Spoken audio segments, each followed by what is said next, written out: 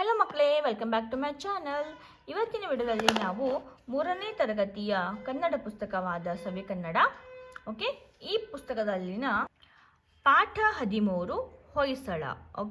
ಈ ಪಾಠದ ಪ್ರಶ್ನೋತ್ತರಗಳು ಹಾಗೂ ಎಲ್ಲ ಭಾಷಾಭ್ಯಾಸಗಳ ನಾವು ನೋಟ್ಸ್ನ ಇವತ್ತು ನಾವು ನೋಡೋಣ ಮಕ್ಕಳೇ. ಲಾಸ್ಟ್ ವಿಡಿಯೋದಲ್ಲಿ ಈ ಪಾಠವನ್ನು ನಾವು ವಿಸ್ತಾರವಾಗಿ ತಿಳಿದುಕೊಂಡಿದ್ವಿ. ಈ ವಿಡಿಯೋದಲ್ಲಿ ನಾವು ಇದರ ಪ್ರಶ್ನೋತ್ತರಗಳನ್ನು ನಾವು ವಿಸ್ತಾರವಾಗಿ ನೋಡೋಣ ಮಕ್ಕಳೇ. ಮೊದಲಿಗೆ ನಾವು ಅಭ್ಯಾಸವನ್ನು ನೋಡೋಣ. ಅಭ್ಯಾಸದಲ್ಲಿ ಮುಖ್ಯ ಪ್ರಶ್ನೆ ಒಂದೊಂದು ಪದ ಅಥವಾ ವಾಕ್ಯದಲ್ಲಿ ಉತ್ತರಿಸಿ ಅಂತ ಇದೆ. ಅದರಲ್ಲಿ ಮೊದಲನೆಯ ಪ್ರಶ್ನೆ, ಬೇಲೂರಿನಲ್ಲಿರುವ ದೇವಾಲಯ ಯಾವುದು? ಉತ್ತರ, ಬೇಲೂರಿನಲ್ಲಿರುವ ದೇವಾಲಯ ಚೆನ್ನಕೇಶವ ದೇವಾಲಯ. ಪ್ರಶ್ನೆ 2, ಅಂಗಡಿ ಎಂಬ ಹಳ್ಳಿ ಎಲ್ಲಿದೆ? ಅಂಗಡಿ ಎಂಬ ಹಳ್ಳಿ ಮೂಡಿಗೆರೆ ತಾಲೂಕಿನಲ್ಲಿದೆ. ಪ್ರಶ್ನೆ 3, ಹುಲಿಯ ಬಾಯಿಗೆ ಸಲಾಕೆಯಿಂದ ತಿವಿದ ಬಾಲಕ ಯಾರು? ಹುಲಿಯ ಬಾಯಿಗೆ ಸಲಾಕೆಯಿಂದ ತಿವಿದ ಬಾಲಕ ಸಳ. ಪ್ರಶ್ನೆ 4, ಹೊಯ್ಸಳ ಲಾಂಛನವು ಯಾವ ಘಟನೆಯನ್ನು ತಿಳಿಸುತ್ತದೆ? ಹೊಯ್ಸಳ ಲಾಂಛನವು ಸಳನು ಹುಲಿಯನ್ನ ಮಣಿಸಿದ ಘಟನೆಯನ್ನು ತಿಳಿಸುತ್ತದೆ. ಪ್ರಶ್ನೆ 5, ಸಳನಿಗೆ ಹೊಯ್ಸಳ ಎಂದು ಯಾರು ಹೇಳಿದರು? ಜೈನ ಗುರು ಒಬ್ಬರು ಸಳನಿಗೆ ಹೊಯ್ಸಳ ಎಂದು ಹೇಳಿದರು. ಪ್ರಶ್ನೆ 6, ಚೆನ್ನಕೇಶವ ದೇವಾಲಯವನ್ನು ಯಾರು ಕಟ್ಟಿಸಿದರು? ಚೆನ್ನಕೇಶವ ದೇವಾಲಯವನ್ನು ವಿಷ್ಣುವರ್ಧನ ಕಟ್ಟಿಸಿದನು. ಮುಖ್ಯ ಪ್ರಶ್ನೆ 2-3 ವಾಕ್ಯಗಳಲ್ಲಿ ಉತ್ತರಿಸಿ ಅಂತ ಇದೆ. ಅದರಲ್ಲಿ ಮೊದಲನೇ ಪ್ರಶ್ನೆ, ಸಳನ ಮನೆತನಕ್ಕೆ ಹೊಯ್ಸಳ ಎಂದು ಹೆಸರು ಹೇಗೆ ಬಂತು? ಉತ್ತರ, ವಾಸಂತಿ ದೇವಿಯ ಗುಡಿಯಲ್ಲಿ ಜೈನ ಗುರು ಒಬ್ಬರು ಮಕ್ಕಳಿಗೆ ಪಾಠ ಹೇಳಿಕೊಡುತ್ತಿರುವಾಗ ಒಂದು ಹೆಬ್ಬುಲಿಯು ಅರ್ಪಟಿಸುತ್ತಾ ಅಲ್ಲಿಗೆ ಬಂದಿತು.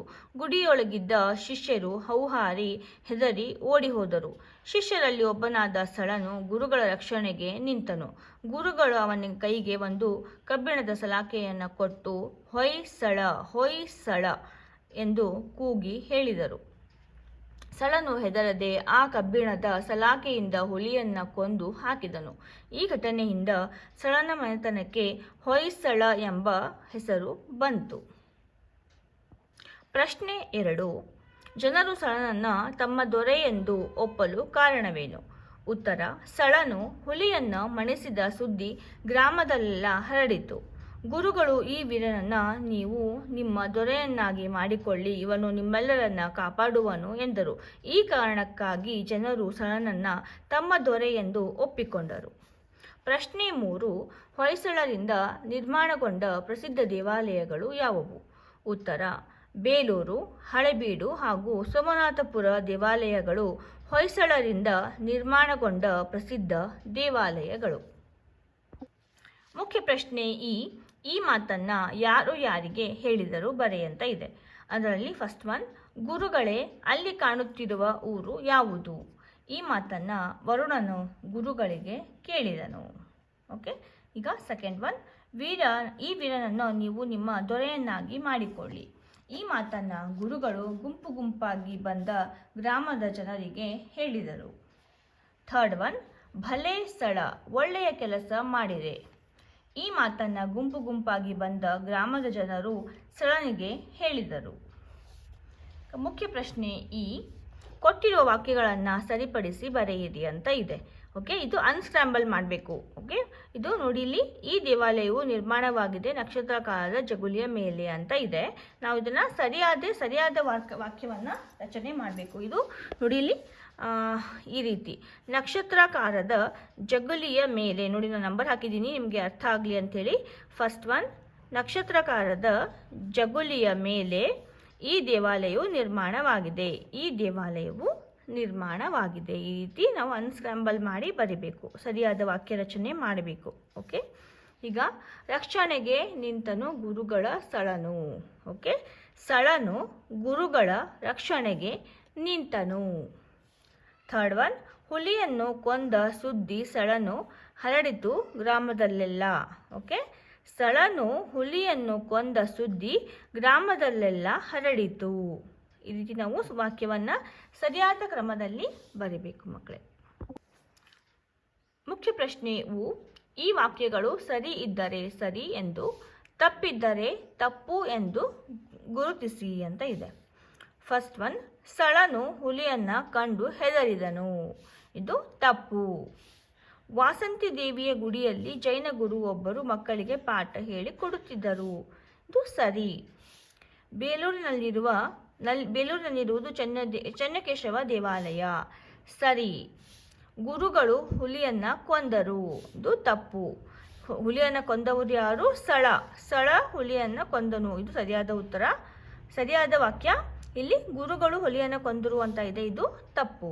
ಓಕೆ, ನೋಡಿ, ಇದು ಸಾಮರ್ಥ್ಯಾಧಾರಿತ ಅಭ್ಯಾಸ. ಪಠ್ಯವನ್ನು ಓದಿ ಸಂಭಾಷಣೆಗಳನ್ನು ಅರ್ಥ ಮಾಡಿಕೊಂಡು ಪ್ರಶ್ನೆಗಳಿಗೆ ನಿನ್ನ ನೋಟ್ಸ್ ಪುಸ್ತಕದಲ್ಲಿ ಉತ್ತರಿಸಿ ಅಂತ ಇದೆ ಮಕ್ಕಳೇ. ನೋಡಿ, ಬಸ್ಸಿನಲ್ಲಿ ನಡೆದ ಸಂಭಾಷಣೆಯಲ್ಲಿ ಭಾಗವಹಿಸಿದವರು ಯಾರು ಅಂತ ಇದೆ.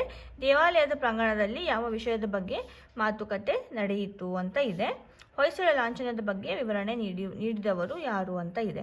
ಓಕೆ, ಈ ಮೂರು ನಾವು ಪಾಠವನ್ನು ಓದ್ಕೊಂಡ್ಬಿಟ್ಟು ನೀವು ಇದಕ್ಕೆ ಉತ್ತರವನ್ನು ಬರೆದಿರಿ ಮಕ್ಕಳೇ. ಓಕೆ, ಈಗ ಭಾಷಾ ಚಟುವಟಿಕೆ, ಅದರಲ್ಲಿ ಫಸ್ಟ್ ಒನ್, ಮುಖ್ಯ ಪ್ರಶ್ನೆ ಮಾದರಿಯಂತೆ ಕೂಡಿಸಿ ಬರೆ ಅಂತ ಇದೆ.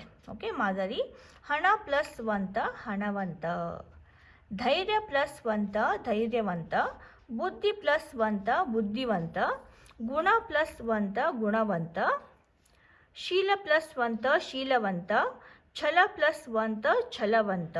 ಓಕೆ, ನಾವು ಇದನ್ನು ಈ ರೀತಿ ಕೂಡಿಸಿ ಬರಿಬೇಕು.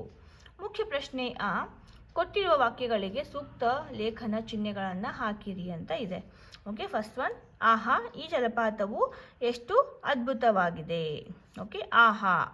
ಓಕೆ, ಈ ಜಲಪಾತವು ಎಷ್ಟು ಅದ್ಭುತವಾಗಿದೆ ಅಂತ ಇದೆಯಲ್ಲ, ಇಲ್ಲೇನು ಕೂಡ ಫಸ್ಟ್ ರಫಿ ಬರುತ್ತೆ. ಆಹಾ ಈ ಜಲಪಾತವು ಎಷ್ಟು ಅದ್ಭುತವಾಗಿದೆ ಅಂತ. ಗುರುಗಳೇ, ರಸ್ತೆ ಅಪಘಾತಗಳನ್ನು ತಪ್ಪಿಸಲು ಸಾಧ್ಯವಿಲ್ಲವೇ? ಇದಕ್ಕೆ ಪ್ರಶ್ನಾರ್ಥಕ ಚಿಹ್ನೆ, ಇದು ಪ್ರಶ್ನೆ. ಓಕೆ, ನೋಡಿ, ಸಾಧ್ಯವಿಲ್ಲವೇ ಅಂತ ಕೇಳ್ದಾನೆ, ಪ್ರಶ್ನಾರ್ಥಕ ಚಿಹ್ನೆಯನ್ನು ಹಾಕಬೇಕು. ಮಾವಿನ ತೋಪಿಗೆ ರಂಗ, ರವಿ, ರಾಜು ಹಾಗೂ ರಾಮ ಹೋದರು. ಓಕೆ, ನೋಡಿ, ಇಲ್ಲಿ ಕಾಮ, ಇಲ್ಲಿ ಕಾಮ, ಇದು ಇಲ್ಲಿ ಮತ್ತೇನು ಬರೋದಿಲ್ಲ. ಓಕೆ, ಎರಡು ಕಾಮ ಬರುತ್ತೆ, ಅಲ್ಪ ವಿರಾಮ ಬರುತ್ತೆ. ರಾಜು ಇಲ್ಲಿ ಹಾಗೂ ಅಂತ ಇರೋದ್ರಿಂದ ಇಲ್ಲಿ ಏನು ಬರೋದಿಲ್ಲ. ಇಲ್ಲಿ ಒಂದು ಕಾಮ, ಇಲ್ಲೊಂದು ಕಾಮ ಬಂದು ಹಾಗೂ ರಾಮ ಹೋದರು. ಫುಲ್ ಸ್ಟಾಪ್ ಆಲ್ರೆಡಿ ಇಲ್ಲಿ ಇದೆ. ಓಕೆ ಮಕ್ಕಳೇ, ಇಷ್ಟು. ಇದಕ್ಕೆ ಅಪಾಸ್ಟ್ರಫಿ ಹಾಕಬೇಕು, ಇಲ್ಲಿ ಪ್ರಶ್ನಾರ್ಥಕ ಚಿಹ್ನೆ, ಇಲ್ಲಿ ಅಲ್ಪ ವಿರಾಮ ಹಾಕಬೇಕು. ಓಕೆ ಮಕ್ಕಳೇ, ಇಲ್ಲಿಗೆ ನಮ್ಮ ಹೊಯ್ಸಳ ಪಾಠದ ಎಲ್ಲ ಪ್ರಶ್ನೋತ್ತರಗಳು ಹಾಗೂ ಭಾಷಾಭ್ಯಾಸಗಳು ಮುಕ್ತಾಯವಾಗಿದೆ ಮಕ್ಕಳೇ. ಐ ಹೋಪ್ ನಿಮಗೆ ಈ ವಿಡಿಯೋ ಹೆಲ್ಪ್ಫುಲ್ ಆಗಿದೆ ಅಂತ ಅಂದ್ಕೊಳ್ತೀನಿ. ನಿಮಗೆ ಇದು ಹೆಲ್ಪ್ಫುಲ್ ಆಗಿದೆ ಅಂತ ಅನಿಸಿದರೆ ನಿಮ್ಮ ಫ್ರೆಂಡ್ಸ್ಗೆ ಶೇರ್ ಮಾಡಿ. ಹಾಗೆ ಇನ್ನೂ ಹೆಚ್ಚಿನ ಇದೇ ರೀತಿಯ ಕನ್ನಡ ನೋಟ್ಸ್ಗಳಿಗಾಗಿ ನಮ್ಮ ಚಾನಲನ್ನು ಸಬ್ಸ್ಕ್ರೈಬ್ ಮಾಡ್ಕೊಳ್ಳಿ. ಹಾಗಾದರೆ ಮತ್ತೆ ಸಿಗೋಣ ನೆಕ್ಸ್ಟ್ ವಿಡಿಯೋದಲ್ಲಿ. ಅಲ್ಲಿವರೆಗೂ ಮಕ್ಕಳೇ, ಟೇಕ್ ಕೇರ್, ಬಾಯ್ ಬಾಯ್.